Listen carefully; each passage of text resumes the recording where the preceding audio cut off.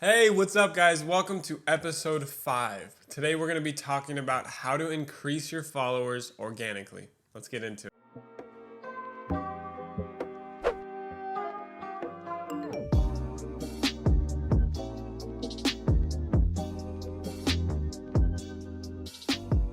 So the first thing I want to jump into on how to increase organic followers is where to find them.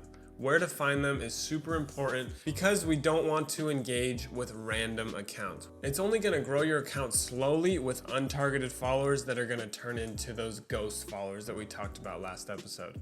So how to find these followers? The first way is to target similar brands or big accounts that are in your same niche. So I'm going to jump on my page right now and then I'm going to search up some big accounts that are in my niche.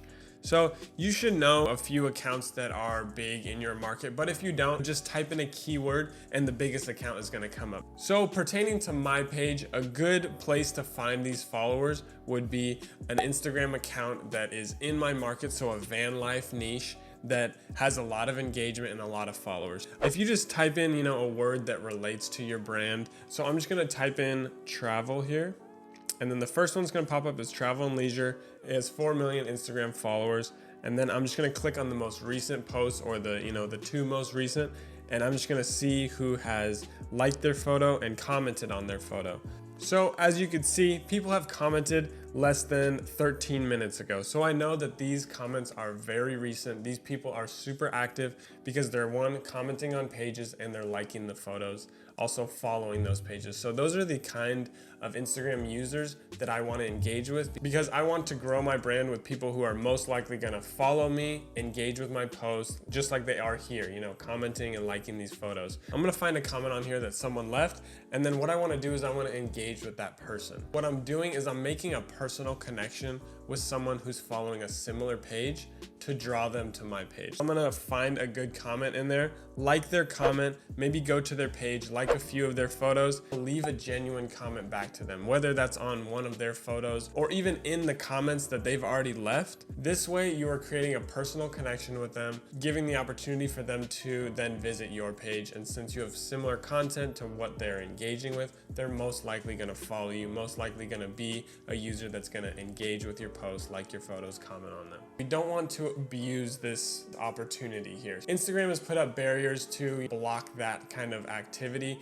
When you're liking everyone's comments or commenting back to everybody, they put limits up in place to stop this kind of activity. So we want to make it as genuine, as personal as possible, because that's what's gonna grow your account safely. When they just posted a recent picture, all these notifications are popping up that people have liked their most recent one. So what I'm gonna do is I'm gonna like an older one so that my like stands out from those other people. So what I'm gonna do is I'm gonna click a random post here and then I'm gonna comment on it. So I'm gonna comment something that's actually has to do with the photo. We want to comment something real. We don't wanna comment, just a thumbs up because that's gonna get lost amongst those other spammy comments. We want to leave a real, genuine comment. So as you can see in the comments here, people are leaving very normal comments. People are putting amazing, looks incredible. So we want to leave a comment that has to do with the actual photo. So I'm gonna put, always wanted to visit Japan. Maybe throw an emoji in there. And then when you leave the comment, now you've left a good, genuine comment that has to do with the picture. It might draw a comment back. It might draw a visit to your page. And what's great about this is you are now engaging with your target audience. You're now making a personal connection with people that might come to your page who are gonna matter to your brand. And you know that they are commenting on other photos, they're liking other photos, and following similar accounts to yours. Another great option is the location tag. So what we wanna do is we want to search a certain location. So say your business is located in Los Angeles or West Hollywood. What I'm gonna do is I'm gonna type in West Hollywood. So now the West Hollywood location tag pops up and now you're able to engage with people who are posting pictures in your area. So if you have a storefront in West Hollywood, you want to go to this location. And as you can see, there's a bunch of pictures of people who are posting using the tag West Hollywood.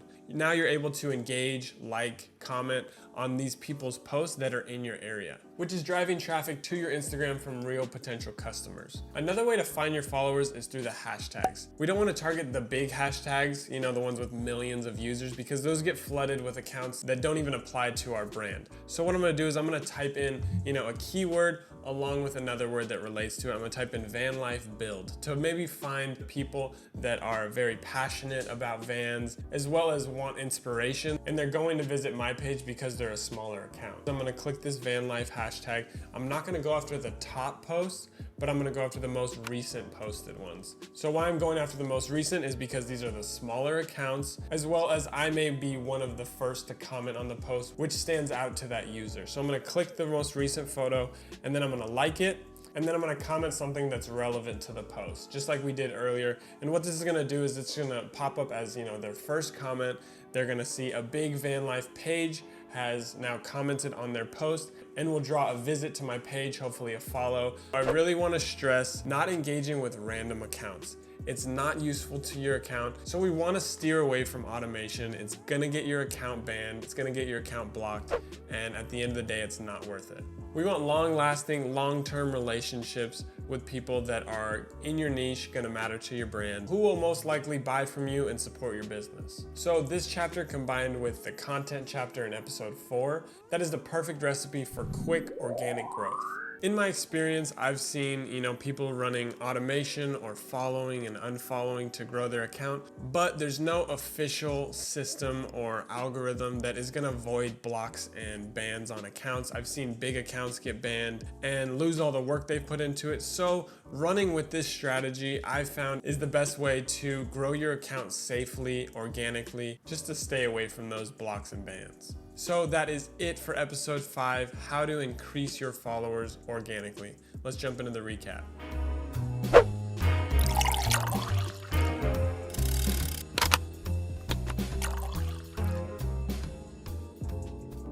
The first thing we talked about was where to find your followers. Make sure to check out the big accounts, locations, and hashtags that are relevant to your brand. Once you get there, make sure to leave a genuine comment. Engage with those users. Those are the users that are gonna matter to your brand because they're gonna comment, follow, and bring interaction to your page. And when I say comment, I mean leave a genuine comment. One that's gonna drive a response and gonna drive them to your page.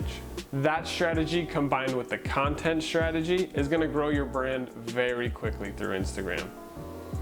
And that's the recappuccino. You just finished episode 5. In the next episode, we're gonna be talking about the power of influencer marketing. We'll see you guys then.